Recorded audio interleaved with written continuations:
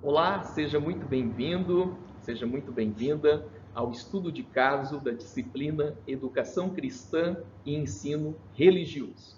Eu sou o professor Anderson Alexandre Rodrigues, sou responsável pelas aulas ao vivo desta disciplina e hoje nós teremos um excelente estudo de caso com dois convidados. Esses dois convidados são os meus amigos e são pastores e eles poderão nos auxiliar a respeito de insights, reflexões sobre as estratégias de ensino na igreja local. Como a igreja local responde sobre algumas estratégias de ensino que nós vamos apontar neste momento. Quero saudar o pastor Sanderson. Pastor Sanderson, seja muito bem-vindo a este estudo de caso. Pastor Sanderson é pastor da Igreja Batista Ebenezer, da cidade de Maringá, no Paraná. Muito bem-vindo, pastor Sanderson. Obrigado, professor Anderson. Para mim é um motivo de alegria e uma grande satisfação poder estar aqui sendo convidado por você para poder agregar valores aos alunos do curso de teologia. Espero poder contribuir para a formação de todos vocês e creio que é um assunto relevante para esse tempo, que com certeza vai ser de grande valor para todos nós. Muito obrigado, viu? Muito obrigado, pastor Sanderson. Também está aqui conosco o pastor Tiago Almeida, que é pastor da Igreja Assembleia de Deus, Águas Vivas. Seja muito bem-vindo, pastor Tiago. Pastor, muito obrigado. Olá, alunos, tudo bem? Para mim é um motivo de grande alegria poder estar partilhando com vocês esse momento de conhecimento acerca da educação na igreja local. E eu fico muito honrado, pastor, com o convite, muito obrigado. E para mim é uma grande alegria estar aqui participando com vocês desse estudo de caso. Pessoal, vamos lá então. Temos aqui a honra de receber esses dois amigos que são pastores e poderão nos auxiliar a respeito dos insights, das reflexões sobre as estratégias de ensino na igreja local. As estratégias de ensino na igreja local. Portanto, nós temos a educação cristã, que é um conteúdo fundamental que deve ser aplicado na igreja local. Agora, quais são as estratégias de ensino? O que nós podemos aplicar na igreja local?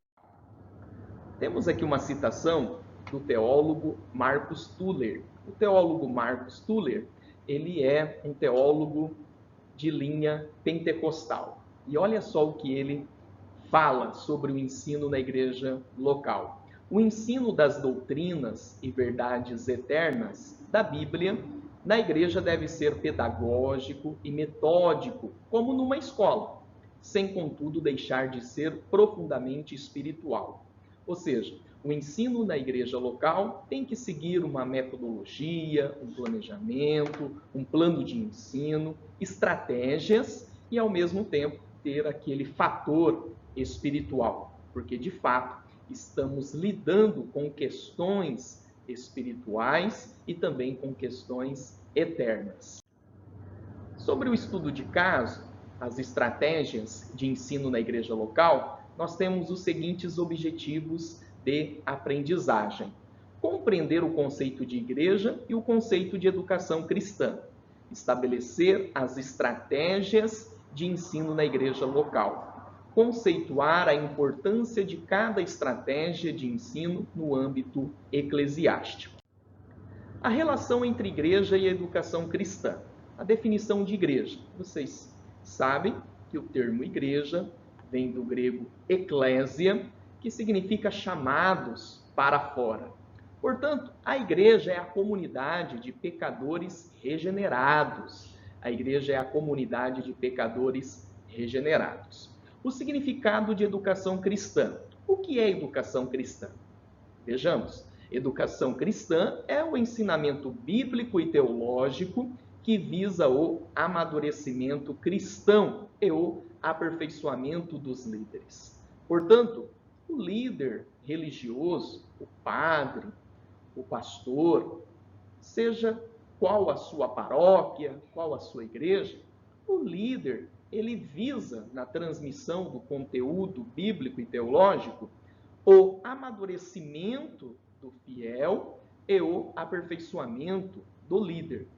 Então, nós, como líderes eclesiásticos, nós temos que apontar estratégias, meios, técnicas, planejamentos, metodologias para alcançar esse objetivo, que é o amadurecimento cristão e o aperfeiçoamento dos líderes. A relação entre igreja e a educação cristã.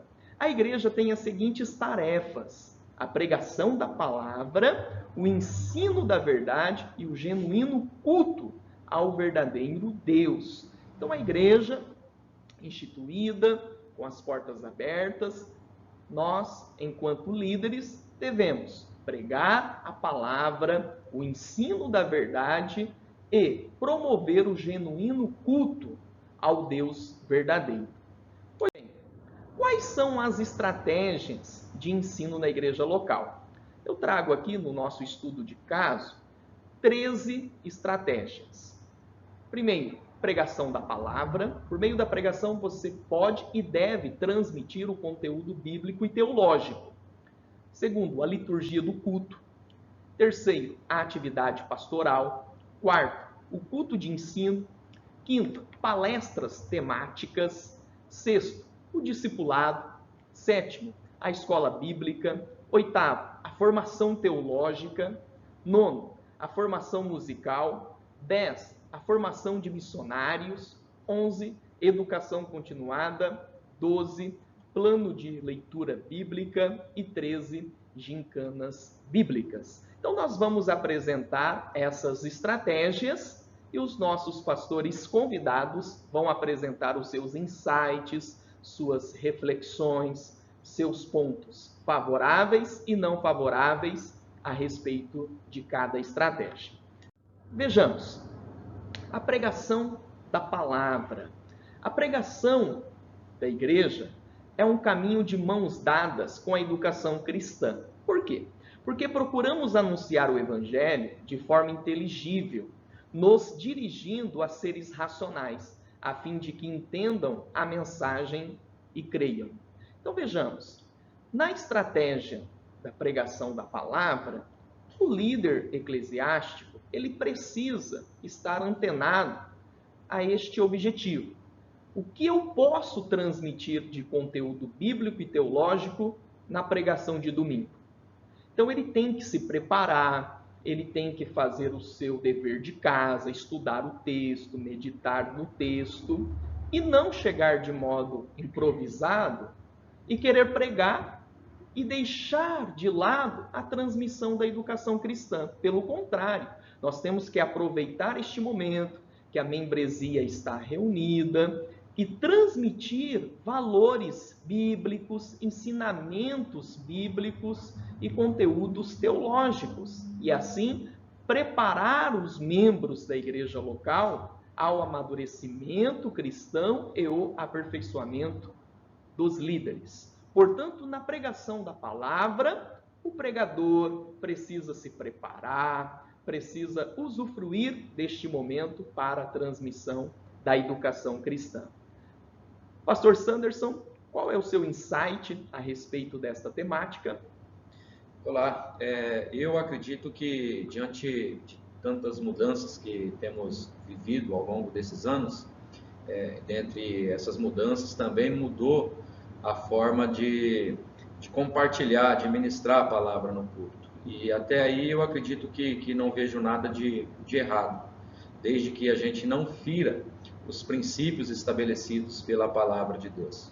A grande dificuldade que eu percebo hoje é que, ao invés de levarmos uma educação cristã em cima dos nossos altares, nossos púlpitos, as pessoas têm deixado a palavra de Deus de lado e trocado a palavra de Deus por técnicas de autoajuda, por psicologia e por tantas outras questões também. Então, eu acredito que a base da educação cristã, ela parte do princípio da pregação da palavra de Deus. Então, ainda que haja uma multiforma de como compartilhar O importante é que a gente compartilhe as verdades estabelecidas por Deus, que é a sua palavra. Então, quando eu tiro a palavra do contexto da igreja, eu corto a garganta dessa mesma igreja. Então, a palavra de Deus, ela precisa ser comunicada de forma bem clara, de forma bem objetiva,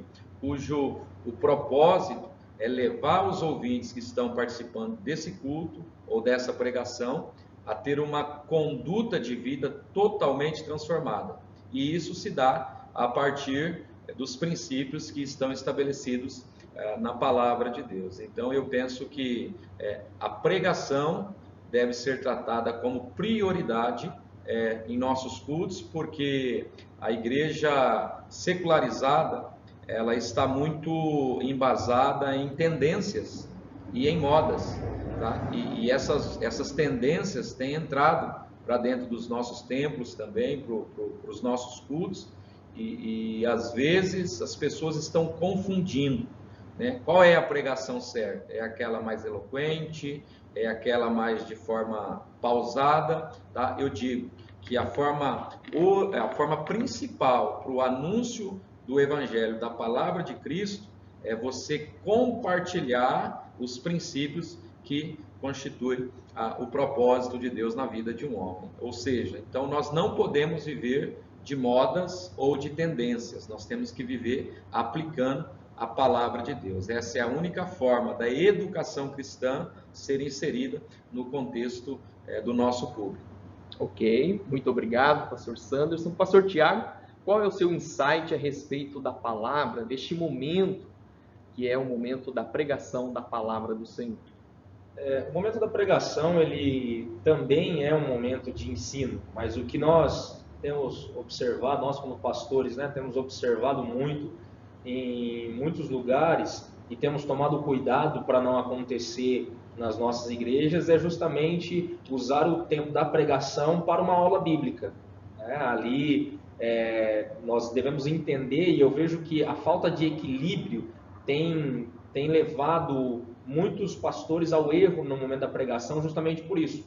Ou aplicam só conceitos teológicos, ou esquecem completamente a educação cristã e vão para outras áreas de experiências, enfim, manifestações, e se vem longe daquele equilíbrio entre a educação cristã, entre a preparação, entre a busca pelo conhecimento, também com a ação espiritual ali e a aplicação da palavra. Então, eu creio que é extremamente importante a educação cristã no momento da palavra, dentro da pregação, porque durante a pregação você ensina conceitos de doutrina do Espírito Santo, você ensina conceitos sobre doutrina da salvação, das últimas coisas, de Cristo, de todas as áreas teológicas. A grande questão é como isso é apresentado para a igreja, porque há muita diferença entre você dar uma aula e você pregar. Então, essa diferença, ela precisa ficar muito bem entendida no locutor, né? No caso, no pregador ali, em quem está com a palavra, pregando a palavra, para que ele entenda bem os momentos em que eu preciso ensinar conceitos educacionais teológicos e eu preciso agora pregar a palavra. Então, essa ação da pregação da palavra, ela precisa sim, e muito, ser conduzida pela educação cristã. Eu creio que a palavra a pregação, ela é o objetivo a ser alcançado, e a educação cristã é o caminho que se chega até esse objetivo alcançado. Ok? Amém. Bacana. Pensando ainda sobre a pregação, Martyn Lloyd-Jones, em seu livro Pregação em Pregadores, ele vai fazer a seguinte pergunta: o que é pregação? E ele responde: a pregação é um mistério. Por quê? Segundo ele, quando ele se preparava, ele subia no altar, uma vez ou outra ele descia decepcionado. Em uma outra situação que ele não tinha condições de se preparar, ele subia no altar e era surpreendido pela graça de Deus. E ele disse: pregação é um mistério. A pregação é um mistério porque há uma total dependência de Deus. E ele ainda acrescenta: pregação é lógica em fogo. Então a pregação tem que ter um conteúdo lógico, mas segundo Lloyd Jones, tem que ser transmitido em fogo, na unção do Espírito de Deus. Ainda em Martyn Lloyd Jones, em seu livro Pregação em Pregadores, ele vai dizer que a pregação só é pregação se causa impacto. Portanto, o estudo é uma preleção. Conforme vai dizer Karl Barth, pregação não é preleção. Preleção é dar aula, fazer palestras. Mas, bebendo em Karl Barth e bebendo em Lloyd Jones, nós podemos inferir que a pregação tem que promover impacto.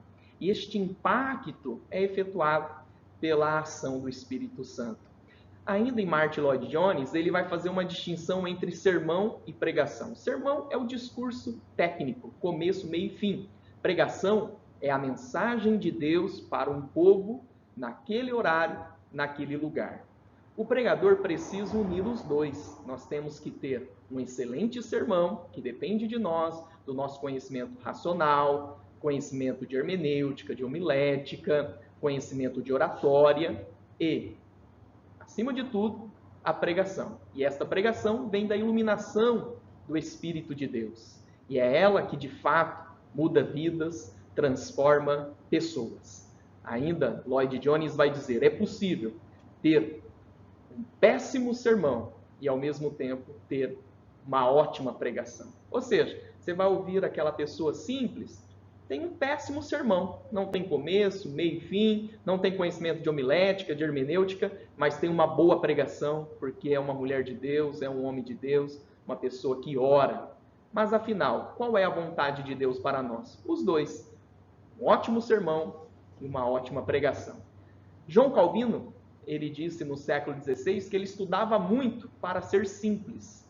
E a finalidade do estudo é esta, que você estuda muito, mas na hora de transmitir, que você transmita de modo claro, de modo distinto. Só é claro quem domina o conteúdo. Quem não domina o conteúdo, ele acaba se perdendo e não é claro. Então o pregador, a pregadora precisa ter o total domínio do texto para transmitir com clareza e não dificultar, não dar uma aula, porque não é o momento de preleção, mas sim o momento de anunciar a palavra de Deus. João Calvino vai dizer orare et labutare, oração e labor. Martinho Lutero vai dizer o pregador, o intérprete, é como um barco que precisa de dois remos, o remo da oração e o remo do estudo. Gesiel Gomes, um grande pregador de linha pentecostal, vai dizer que o maior desafio de um pregador é receber com uma mão, que é a iluminação do Espírito de Deus, e cavar com a outra, que é ler, estudar, meditar. M. Bondes, em seu livro O Poder através da Oração, ele vai dizer, leva-se 20 anos para formar um ótimo pregador, porque leva-se 20 anos para formar um homem. Ele diz respeito à bagagem de vida, porque à medida que você tem uma bagagem de vida, um conhecimento da vida humana, você consegue contextualizar, aplicar melhor esta palavra. Pois bem, vamos então agora entrar na segunda estratégia, que é a liturgia. A liturgia é interessante, por quê? É comum ouvir em algumas igrejas a seguinte frase, hoje o culto não estava legal. Não gostei do culto hoje. Ou uma frase como esta, Senhor, me dá um culto tremendo. Isso é totalmente equivocado. Por quê? O culto, biblicamente, ele é para Deus, não é para nós. Então nós temos que ensinar os nossos membros esta verdade. Espírito de Deus nos conduz a ofertar ao Senhor, a ofertar ao nosso Deus um culto que é agradável ao Senhor, um culto segundo a tua palavra e um culto na liberdade do Espírito Santo. Então, a liturgia em si, ela tem que ser bem pensada, planejada, e ela tem que estar entre esses itens. Um culto agradável a Deus, um culto na liberdade do Espírito e um culto segundo os parâmetros da palavra, das Sagradas Escrituras. E diante disso, o membro vai ter o prazer desta obediência colocada em prática. Pastor Sanderson, a respeito da liturgia do culto, qual é o seu insight? Só fortalecendo um pouco o que você disse, é muito comum você, por exemplo, participar de uma reunião no templo ou culto, de ouvir a pessoa que está ali na frente dando, né, início ou continuidade. Eu acredito que o culto, ele não começa na igreja. O culto começou quando nós entregamos a nossa vida a Jesus. E o culto também não se encerra no tempo. O culto vai se estender por toda a eternidade. Então, a princípio, se o culto é para Deus, a gente precisa oferecer a Deus o melhor. Então, Deus não quer nada de qualquer jeito, Deus não quer nada desorganizado. Então, por isso que há a necessidade do preparo. Então, quando eu, de forma intencional, preparo o meu espírito, preparo o local físico onde nós vamos prestar esse culto a Deus, eu percebo que ele precisa ser da melhor forma possível, porque nós não estamos prestando um culto a um ser, a uma pessoa, a uma divindade, nós estamos prestando um culto ao nosso Senhor, e sendo nosso Senhor, a gente precisa oferecer a Ele sempre o melhor. E cada igreja, cada pastor, cada denominação, ela tem a sua multiforma, né? Uns começam com a leitura da palavra, outros começam com oração, outros começam com agradecimento, mas diante de tudo isso, eu acredito que o que vale é a gente oferecer a Deus o nosso melhor. Então, o conceito de culto, para nós, não é vir para a igreja para buscar algo de Deus. Na verdade, o conceito de culto é irmos para o templo, nos reunir entre irmãos para ofertar, apresentar algo a Deus. E esse algo pode ser a minha canção, esse algo pode ser a minha oração, esse algo pode ser a minha roupa e a minha vida em toda a sua totalidade. Então, eu preciso, dentro desse parâmetro, entender que o culto não é para mim, que a igreja não é um shopping center, que eu vou lá de vez em quando para poder satisfazer os meus desejos e os meus caprichos. Igreja é um lugar para nós prestar um culto a Deus, ofertar a Deus aquilo que Ele tem feito nas nossas vidas, tanto por aquilo que Ele faz e, sobretudo, por aquilo que Ele é. Esse é o culto que nós devemos prestar ao nosso Mestre. Bacana, pastor Sanderson, pastor da Igreja Batista Ebenezer, ele está fazendo seus insights a respeito da liturgia que ele aplica em seu ministério pastoral e também na igreja local da Batista Ebenezer. Agora o pastor Tiago, pastor da Igreja Assembleia de Deus Águas Vivas, por favor, qual é o seu insight, o seu posicionamento, a sua aplicação ministerial sobre essa temática, a liturgia do culto da igreja local? Bom, pastor, eu vejo que muitas vezes nós temos a ideia equivocada sobre culto, né? As pessoas, a nossa geração, ela tem essa ideia um pouco equivocada, porque como bem o senhor colocou, as pessoas chegam à igreja e falam: hoje o culto foi ruim, hoje eu não gostei, foi frio, hoje eu não gostei, a palavra do pastor não foi boa, o louvor não foi agradável. É porque essa pessoa, ela saiu de casa com o intuito de que tudo que acontecesse na igreja fosse para ela. Então, por isso que o louvor não agradou, a palavra não agradou, o irmão na recepção abraçando e cumprimentando a todos não agradou. Então, ela vai para a igreja com esse intuito, com esse conceito, exatamente. Aí eu vou parafrasear o reverendo Alessandro Capellari, e que seria mais ou menos assim: a pessoa ela não escolhe cultuar a Deus no domingo de manhã, a pessoa que não escolhe domingo de manhã cultuar a Deus à noite, ela escolhe isso quando ela se converte. Então, as pessoas elas tomam a decisão de ir à igreja cultuar ao Senhor no domingo de manhã, 15 minutos antes do culto começar, e isso está inteiramente equivocado. Por isso que essas pessoas chegam na igreja e colocam que o culto não agradou, a liturgia não estava bem organizada, não foi bem feita, eu não gostei do culto. Mas por que eu não gostei? Porque a minha expectativa era que o culto agradasse a mim, e não que eu fosse agradar ao Senhor através do culto que eu fosse prestar a Ele, né? E só acrescentando também, pastor Anderson e pastor Tiago, o conceito que as pessoas têm de culto está relacionado àquelas pessoas que estão em cima do altar, seja o dirigente, né, do culto, o ministro de louvor ou até mesmo o próprio pastor. Nós temos ensinado aqui na nossa comunidade local que se presta um culto a Deus quando você está recepcionando os membros da igreja, quando você está organizando as cadeiras do templo, quando você abraça uma pessoa, e esse abraço também é uma forma de você prestar o culto a Deus. Então, cultuar a Deus não significa somente música e também serviços que eu presto aqui. Está relacionado a toda a existência da minha vida. A nossa vida deve ser uma prestação de culto diária a Deus. Que bacana, legal. E aí nós podemos perceber, enquanto vocês estavam aqui falando, nós podemos perceber que é a tarefa do líder, a tarefa do sacerdote, do líder eclesiástico, promover este amadurecimento cristão, levar a membresia, a igreja local, a ter este entendimento, mudar de mentalidade. Agora, a respeito da atividade pastoral. Vejamos, o pastor, ele tem a tarefa de pregar a palavra, tem a tarefa de ensinar e tem a tarefa de cuidar do membro. Portanto, ele faz o querigma, a pregação, didaquê, o ensino, e poimento, o cuidado pastoral. Essas três palavras em grego. Então vejamos, o próprio apóstolo Paulo, em Mileto, diante dos presbíteros de Éfeso, em Atos 20 e o versículo 20, ele vai dizer que ensinou e visitou a membresia de casa em casa. Então ele pregou, ensinou e visitou a membresia de casa em casa.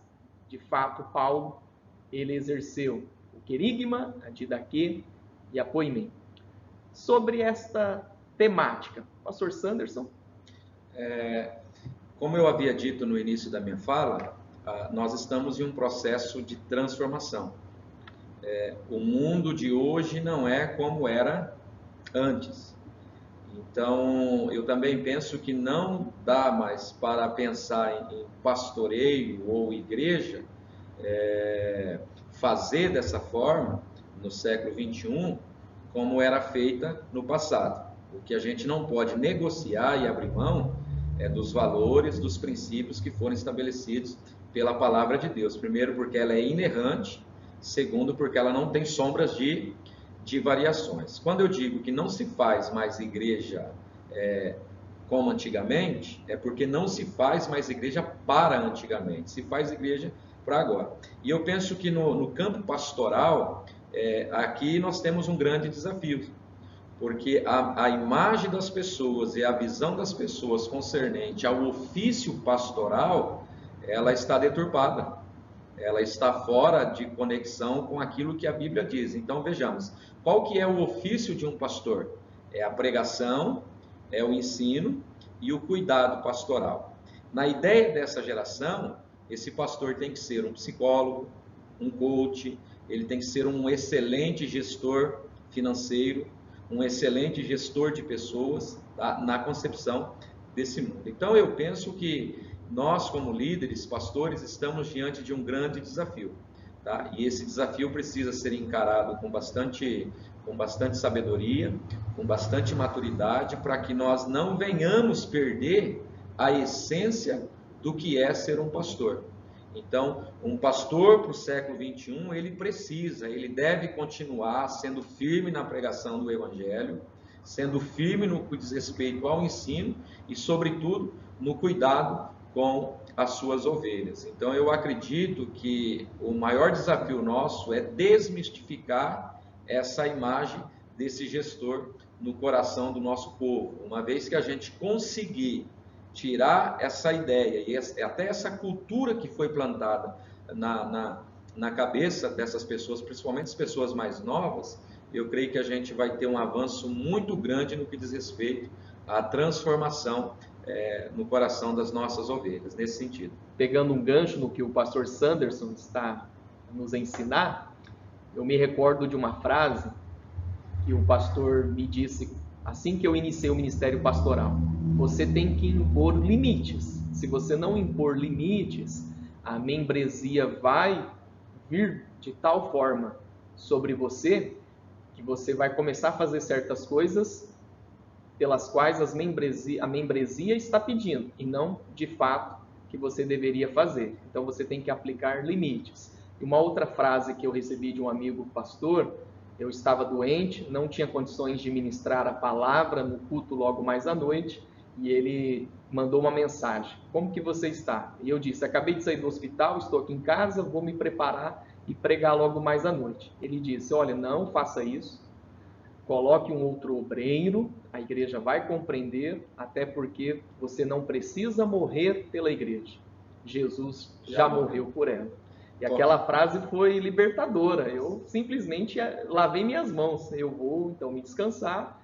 Conversei com o presbítero, ele foi, pregou a palavra, e Jesus já morreu pela igreja, nós não precisamos morrer por ela. E isso de forma intencional tem que ficar bem claro no nosso coração, porque todo pastor ele tem sim o desejo, a intenção de fazer tudo. Então o senhor puxou um gancho muito interessante, que é a questão do equilíbrio.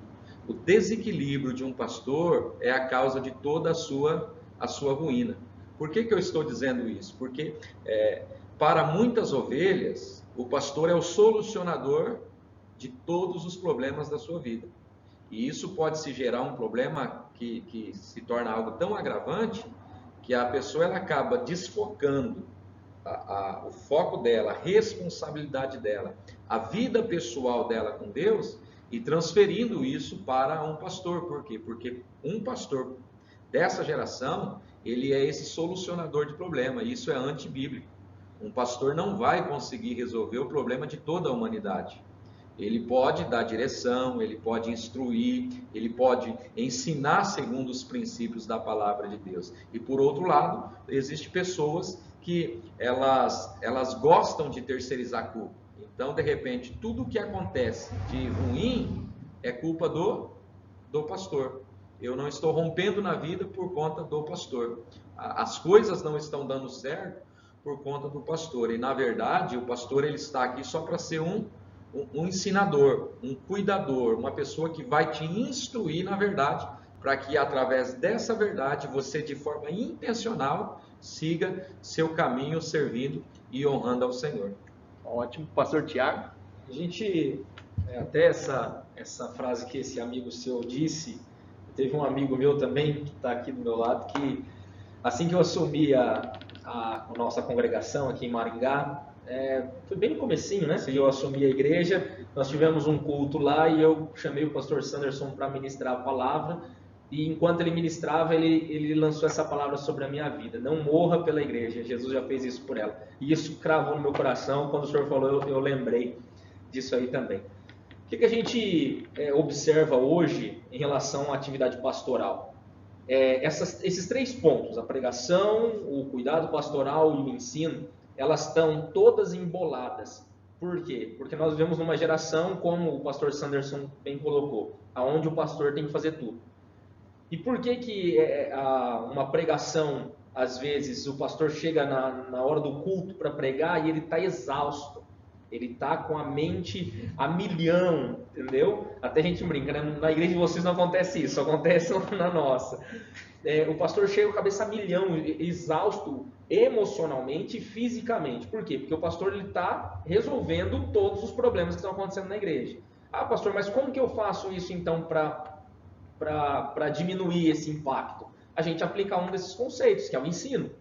Eu preciso ensinar os membros que toda a igreja ela tem a sua responsabilidade na administração da igreja. Todos os membros, né, têm a sua responsabilidade na administração da igreja, em administração de conflitos, enfim, claro, o pastor ele encabeça isso, sim, porém esse mesmo pastor, se nós olharmos a figura de Moisés, por exemplo, quando ele recebe a orientação de Jetro, ele levanta outros líderes para também auxiliá-lo na administração do povo. Então essa questão da atividade pastoral, ela precisa ficar muito bem definida. Os apóstolos mesmo, no começo da igreja, em Atos, né, eles falam: vamos levantar diáconos então para cuidar da igreja, porque a gente vai se dedicar à pregação e à oração e ao cuidado. Então essa visão, ela precisa ficar muito bem enraizada no nosso coração. Por quê? Porque senão eu começo a atropelar situações. Por isso que hoje nós temos uma taxa de suicídio entre pastores muito alta, nós temos uma taxa de divórcio entre casais pastorais muito alta. Por quê? Porque explode aonde? Dentro de casa. Explode dentro da família. Por quê? Porque eu não tenho a organização dentro desses três princípios. Porque se eu ensinar a membresia que cada um ali precisa cumprir a sua função, a gente até brinca na igreja, né? Não existe crente de banco.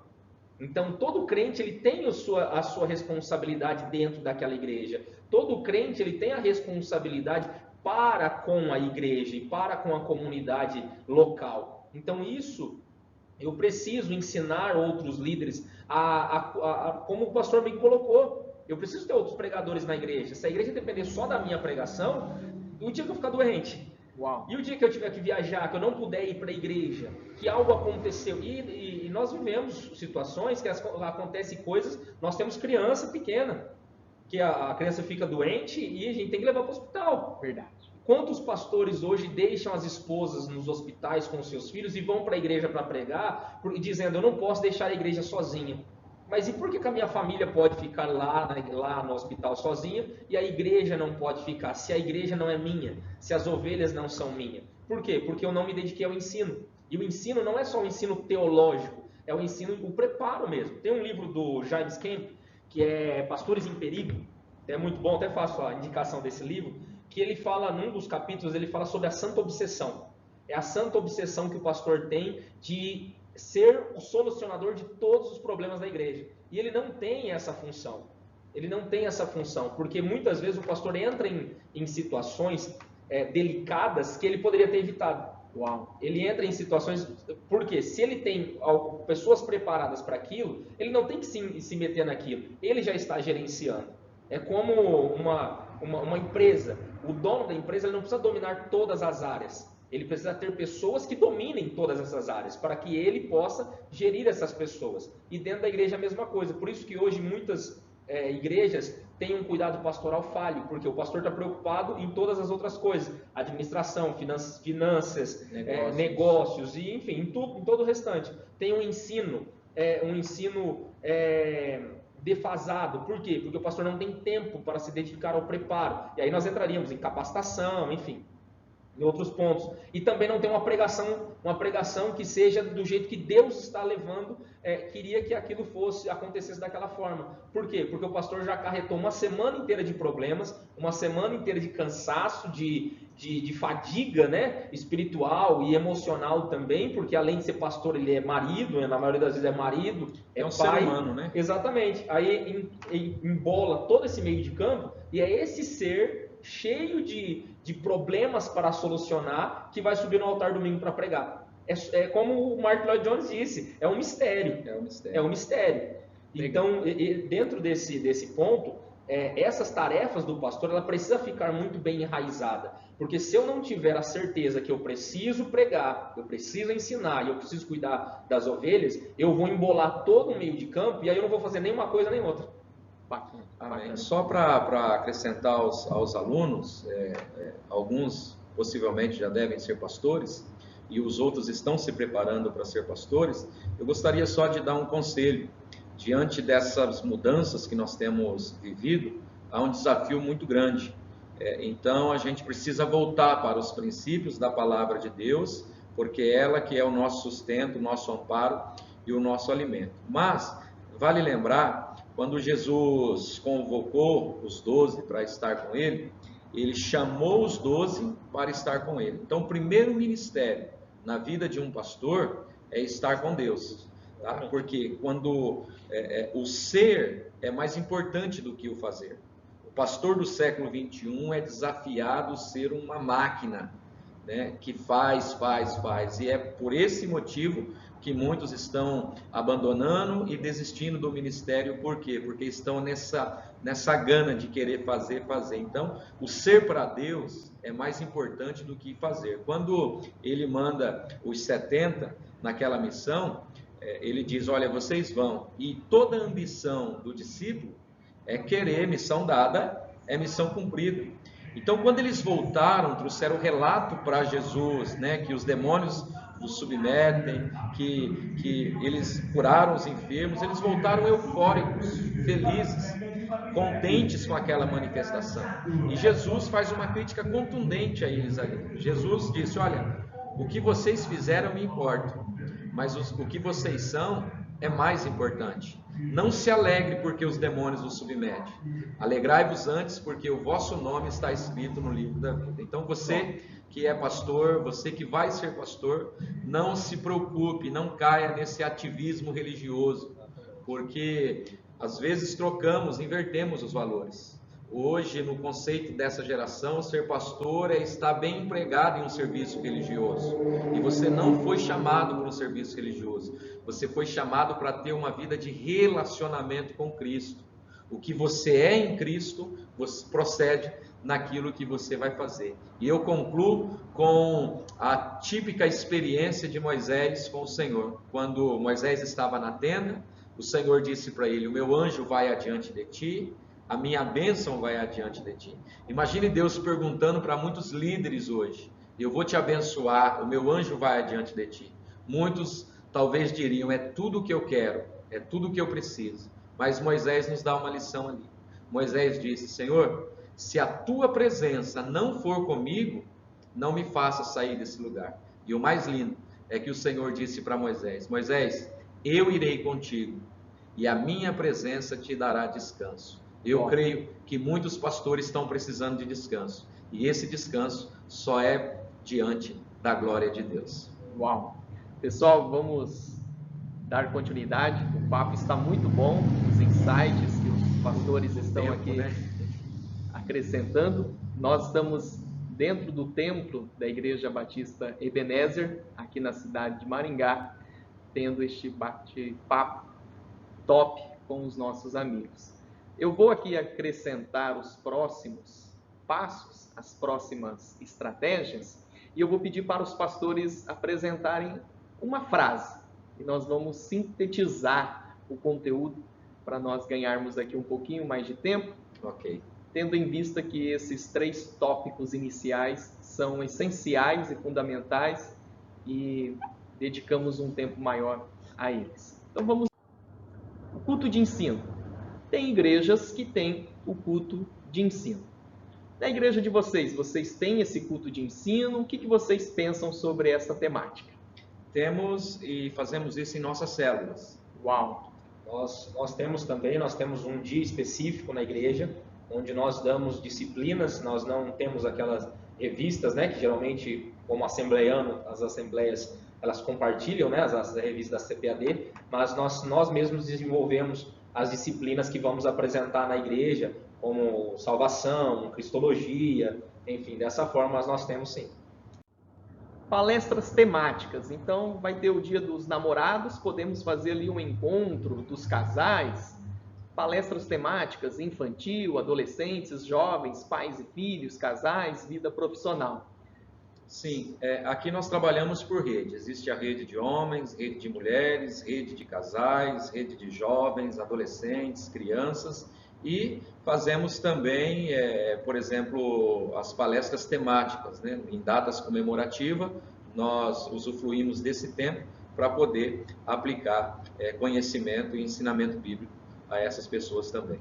Dentro desses assuntos nós temos visto bastante evolução nessas, vamos chamar assim, de categorias, né? Nós temos a categoria infantil, os adolescentes, os jovens, os pais e filhos. Então essas palestras, elas têm ajudado muito nessa educação cristã que a gente tem tentado aplicar na igreja. É extremamente importante isso aí. Discipulado. A pessoa se converte, faz um discipulado. É necessário ter o discipulado? O discipulado, para mim, é a vida da igreja. É o modelo de Jesus. Jesus nunca trabalhou com membro. Quem tinha membro era o sinédrio.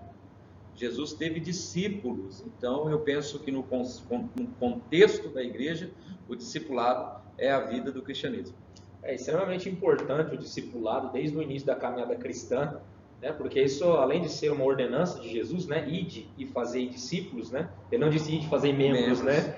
Disse ide e fazei discípulos. É extremamente importante, porque tem até uma uma frase num texto, num livro, esse livro mesmo do Jaime Kemp, que diz que, num livro Encontrando Deus nas pessoas erradas, do pastor Eduardo Ribeiro, que ele diz que quando você ensina, você treina alguém, você faz aquela pessoa ser uma réplica sua.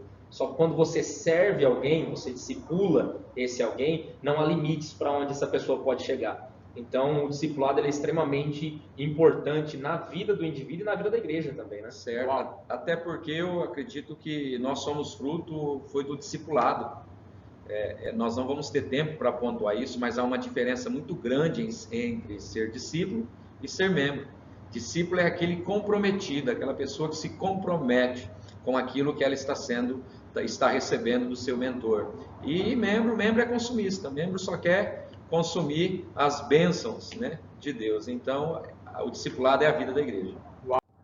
Escola bíblica, nós temos em 1780 o Robert Hakes, que instituiu essa escola bíblica dominical, devido à necessidade da Inglaterra naquela época. Mas hoje nós temos a escola bíblica semanal, a escola bíblica dinâmica, uma vez por semana, nós temos os encontros face a face, e ali tem uma transformação e uma transmissão do conteúdo da palavra. O que vocês têm a nos falar sobre a escola bíblica? Eu creio que é de suma importância também, porque é ali que nós vamos trabalhar as bases, né, da palavra de Deus, o ensinamento, salvação, batismo, doutrina do Espírito Santo, enfim, julgo ser muito importante. Embora, como eu havia dito lá no começo, não se faz igreja como antigamente, porque não se faz igreja para antigamente. Eu creio que cada igreja vai precisar se adaptar à sua realidade, mas o que não podemos é deixar de ter a escola bíblica dominical. Eu vejo que a escola bíblica ela é extremamente importante para a igreja, porque é o momento onde você consegue aplicar doutrinas, né, de uma maneira muito mais concisa, uma maneira muito mais veemente do que num culto. A educação, né, cristã funciona. Onde as pessoas têm a oportunidade ali de perguntar, porque no culto, pelo menos comigo até hoje, ainda não aconteceu de alguém levantar a mão e perguntar no meio do culto, né? Eu sei que já aconteceu com os pastores em outras oportunidades, mas na EBD, né, que a gente chama, a pessoa tem a oportunidade de perguntar, ela leva ali a sua dúvida, ela faz a sua colocação, há a possibilidade de contribuição naquilo que ela falou e de correção por parte do pastor também, direcionamento. Então eu vejo que ela é extremamente importante para o fundamento da igreja. Eu sempre digo lá na nossa igreja que a EBD ela fundamenta o cristão, o culto ele prepara o cristão para a vida. Ok? Nós vamos então para o 8º, que é a formação teológica. A necessidade, nós, líderes, pastores, enfim, líderes eclesiásticos, nós nos preocuparmos com a preparação teológica de nossos obreiros. O que vocês têm a dizer sobre isso? Eu penso que aqui também é a cerne de todas as coisas. Então, se eu estou amparado dentro dos princípios da palavra de Deus, quanto mais eu cavar, mais eu vou aprender a respeito de Deus. Então, partindo do princípio de que Oséias 4:6 diz que o meu povo está sendo destruído por falta de conhecimento, eu penso que é por essa razão que existe tantas heresias, tantas pessoas sendo destruídas por falta do preparo do líder pastor. Se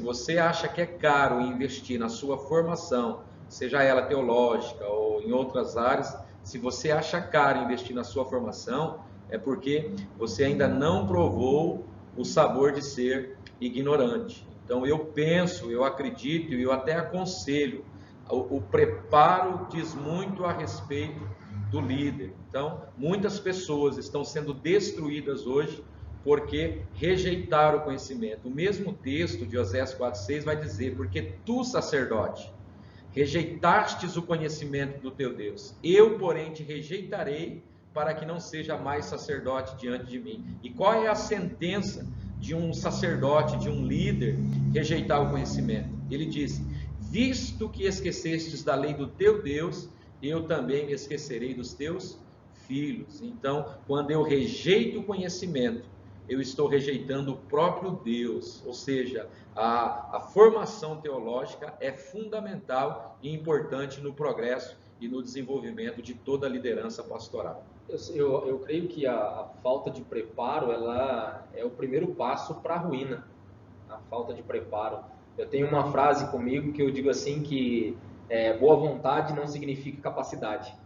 Então, se nós sairmos na rua e perguntarmos, quando você era criança, o que você sonhava ser quando crescer? Muitos vão dizer, eu queria ser médico. E por que você não foi? Não, porque tem que estudar muito, eu vou passar muitos anos tendo que estudar, e é muito caro. Não, mas nós temos universidades públicas, mas é muito difícil passar. Ou seja, eu estou pensando na dificuldade que eu vou ter para me dedicar àquilo, para aprender daquilo, e não realmente no objetivo que eu quero alcançar. Então, a formação teológica para um ministro, ela é extremamente importante, porque Paulo, em Efésios 4:11, quando ele vai dizer que sejam pastores e mestres, não é pastores ou mestres. E para ser um mestre, você precisa aprender, você precisa se dedicar, e essa dedicação leva tempo, é um processo, não é da noite para o dia. Então, a formação teológica no ministro, eu acho ela indispensável, porque nós precisamos nos preparar, nós precisamos conhecer, nós precisamos entender daquilo que nós vamos falar. Então,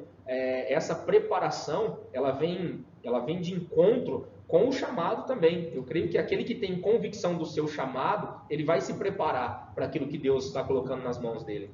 Além de ser um princípio bíblico estabelecido por Paulo, lá na primeira carta de Timóteo, capítulo 3, diz que o bispo, o pastor, ele tem que ser apto ao ensino. Agora, como que eu vou ensinar os outros se eu não fui ensinado? Então, eu penso que é necessário e importante investir na formação pastoral também. Tem até uma frase muito interessante que as pessoas dizem assim, muitas pessoas leem pouco e falam muito do pouco que lê. Então, Legal. essa frase eu acho ela bem interessante, porque muitas pessoas leem a meia dúzia de palavras e falam 1 milhão de coisas em cima daquela meia dúzia de palavras. Não buscam mais conhecimento, né? Só para reflexão, o chamado, ele é divino. Você e eu, nós não fizemos nada para sermos chamados. O chamado de Deus é uma questão muito divina. Agora, o preparo, ele é humano. Ok, muito obrigado pela participação dos nossos queridos amigos. Vamos já finalizar a nossa aula. Eu vou aqui citar outras estratégias. É necessário ter a formação musical, os músicos se prepararem, terem aulas de técnica vocal, conteúdo bíblico e teológico sobre adoração, capacitação instrumental, a formação de missionários, dar esta capacidade à igreja local, o que é missão, o que é ser um missionário, a educação continuada, ou seja, aquele obreiro que fez um curso de teologia, aquele pastor que se formou, aquele ministro, ele não pode parar no tempo, ele tem que continuar estudando. E a igreja pode promover eventos, conferências e trazer a esta equipe, a esses líderes, uma educação continuada. Plano de leitura bíblica. Então, incentivar o membro. Se você ler 3 capítulos por dia, em 1 ano você terá lido a Bíblia. Se você ler 1 capítulo por dia, em 3 anos você terá lido a Bíblia. Mas incentivar, promover a leitura de um livro mensal, promover a leitura da Bíblia anual, incentivar a igreja a ler a palavra. Gincanas bíblicas. Vai ter ali um evento com os jovens, com os homens, com as mulheres, a necessidade de fazer gincanas bíblicas, prêmios, desafios e perguntas bíblicas. Ok? Vamos ficando por aqui. Quero agradecer ao pastor Sanderson, ao pastor Tiago. Nós estamos aqui na cidade de Maringá, dentro do templo da Igreja Batista Ebenezer, e aqui nós gravamos este estudo de caso. Pastor Sanderson, muito obrigado. Obrigado, professor Anderson, eu que agradeço, espero ter contribuído para o desenvolvimento de vocês e que o Senhor possa nos abençoar. Um abraço a todos. Pastor Tiago, muito obrigado. Pastor Anderson, muito obrigado, eu que agradeço ao convite, para mim é sempre uma grande honra poder partilhar do mesmo espaço que o senhor, o pastor Sanderson, para mim são homens que eu admiro, que eu amo muito, e espero também, assim, faço das palavras do pastor Santos as minhas. Espero que esse estudo tenha contribuído para o seu crescimento ministerial, amém? Muito obrigado, eu que agradeço. Até mais, pessoal. Nos vemos na aula ao vivo. Um abraço. Professor.